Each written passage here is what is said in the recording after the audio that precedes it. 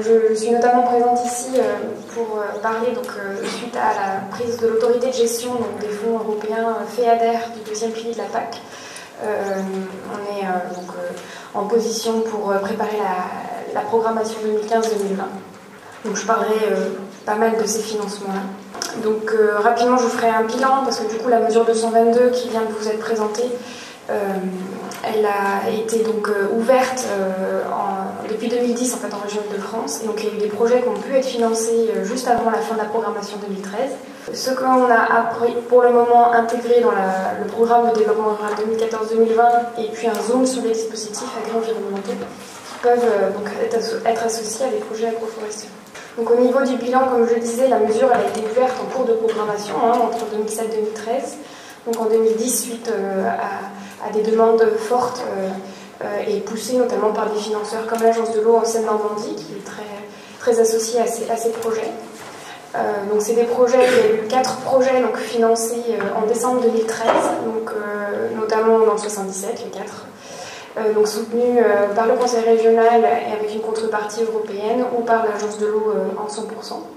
Et il y a eu également un dossier agroforesterie de près de 70 hectares sur la commune de Courance qui a été financé dans le cadre d'un programme LEADER.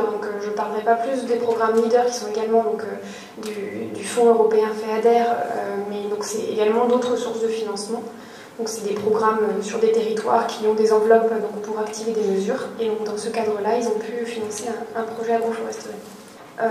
J'en parle ici, mais j'aurai l'occasion d'y revenir. Il y a eu un dossier qui n'a pas pu être retenu parce que c'était des arbres fruitiers. Donc en fait, j'aurai l'occasion d'y venir, mais on doit rentrer vraiment dans des cadres communautaires sur les aides agricoles et notamment sur l'agroforesterie. Et donc là, c'était un projet uniquement d'arbres fruitiers, qui n'a pas pu être éligible.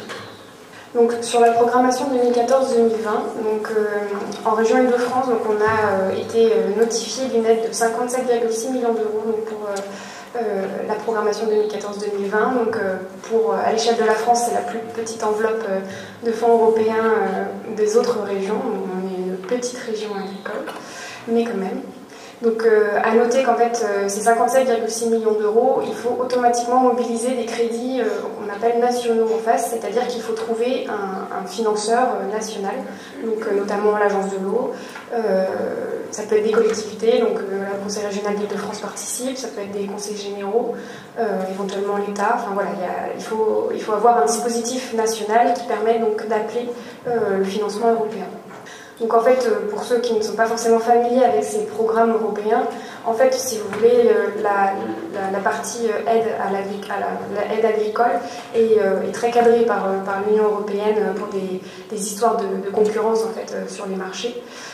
Toutes les aides, notamment agricoles, vont être soumises à réglementation. Il y a différents types de règlements. Il y a des aides de minimis agricoles qui sont des règlements qui peuvent être peut-être plus facile à mettre en œuvre. Et il y a notamment aussi les programmes de développement rural. C'est ce qui va permettre d'utiliser ces 57,6 millions d'euros. En fait, il faut rédiger tout un programme avec différents types de mesures, dont la mesure sur l'agroforesterie. En Île-de-France, le programme a été initié dans sa rédaction depuis 2013. Et c'est en fait le fruit d'une concertation avec des ateliers thématiques, des rencontres avec les partenaires en région.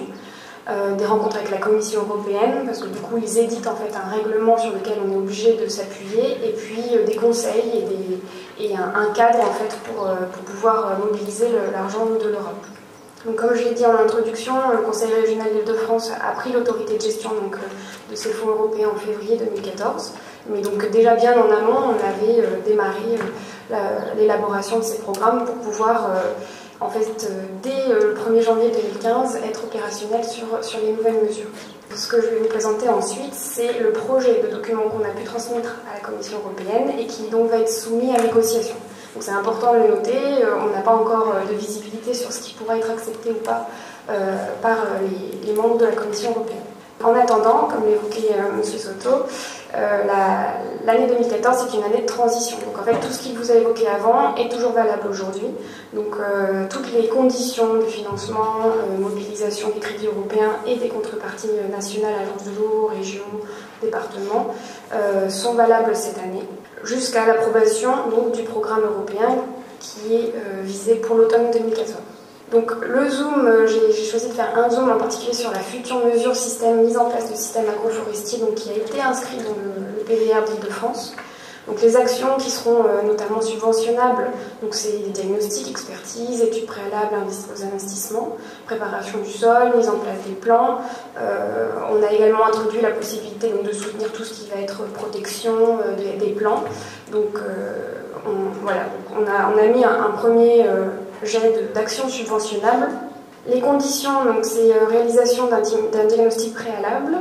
On garde la même densité en fait que sur la programmation précédente pour rentrer dans le contexte de l'agroforesterie de la PAC. L'utilisation de produits phytosanitaires interdits sur la ligne de plantation et du paillage biodégradable. Et donc on a inscrit également pas de plantation uniquement d'arbres fruitiers, d'espèces non forestières. Donc en fait ça introduit la possibilité d'avoir des greffes avec éventuellement des fruitiers sur ces porte-greffes.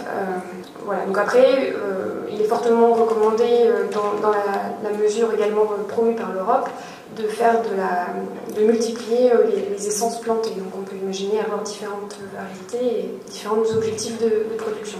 Le taux d'aide en fait inscrit à l'heure actuelle, c'est maximum 60% qui peut faire l'objet de bonification. Donc dans certains cas, donc, ça peut être éventuellement sur les aires d'alimentation de captage. Donc là, on aura éventuellement le financeur à Agence de l'eau qui du coup pourra déplafonner les 60% et soutenir au-delà. Mais également, on a parlé tout à l'heure au schéma régional de trame verte et bleue. Typiquement, le Conseil régional Île-de-France a une politique incitative sur la biodiversité et donc la préservation en milieu agricole notamment. Donc on pourrait également avoir, dans certains cas, sur des territoires pertinents, des bonifications. Et également la prise en compte des études préalables avec un taux maximum lié aux investissements matériels.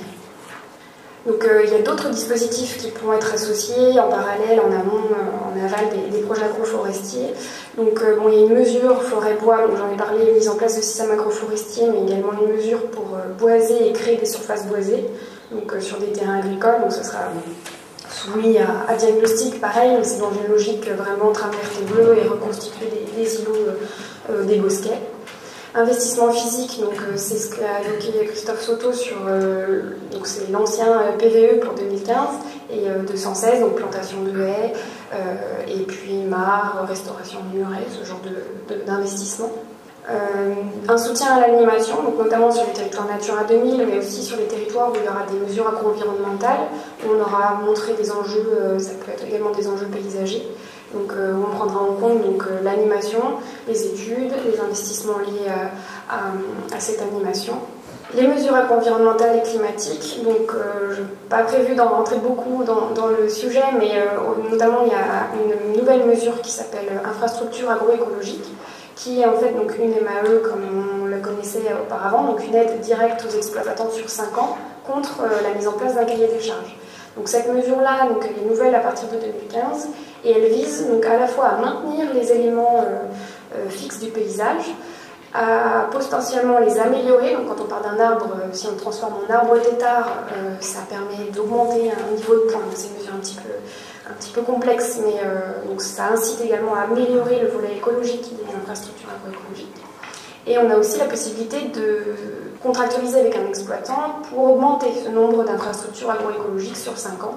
Donc l'exploitant s'engage à planter dans les 5 années un certain nombre d'arbres, de haies par exemple. Et donc l'agriculture biologique également qui sera soutenue dans ce programme. Le PDR est consultable donc en ligne. Le lien est sûrement dans le document si je ne l'ai pas rajouté au dernier moment. Et en fait, les formulaires et notices d'information sont disponibles sur les sites communiqués ici. Donc il y a des notices d'information qui expliquent tout le principe, par contre, de la mesure 222 qui est toujours ouverte aujourd'hui.